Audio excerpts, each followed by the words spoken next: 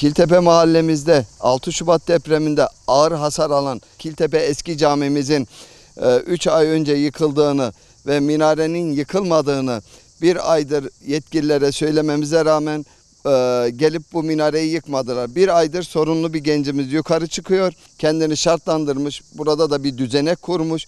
Caminin üstündeki hilali almaya çalışıyor. Her gece polis, çocuğun ailesi, biz mahalle muhtarı olarak, heyetim olarak, mahalle halkı olarak biz mağduruz.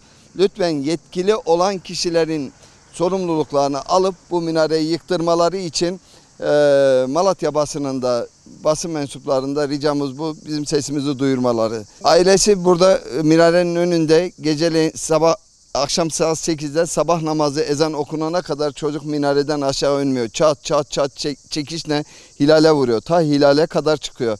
Burada iple ağaç bir merdiven hilalin olduğu yere kement atarak bağlayarak mahallemizin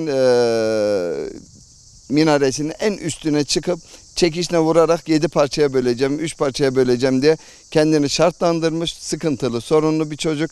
Yani onun da hayatı söz konusu. Bir an önce yetkililerin bu minareyi yıkmasını talep ederiz. Biz kaynak yaptık, defalarca kaynak yaptık. Gündüzden gelip kendine bir ön hazırlık yapıyor, kaynağı kırıyor. Biz ertesi günü yine yapıyoruz, ertesi günü yine kaynağı kırıyor. Balyozlarla, kekişte alet edevatla gelir oraya.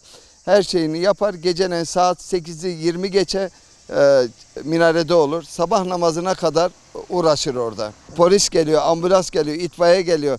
Yetkililer lütfen buna bir el atmasını istiyoruz. Şu anda Kiltepe Mahallesi Erhamcı Sokak 1 numaradaki yıkılan, 3 ay önce yıkılan caminin minaresine bu aklen mağlul olan çocuğun yapmış olduğu düzeneyi görüyorsunuz. Yetkililere buradan sesleniyoruz. Lütfen bunu yıkılmasını istiyoruz.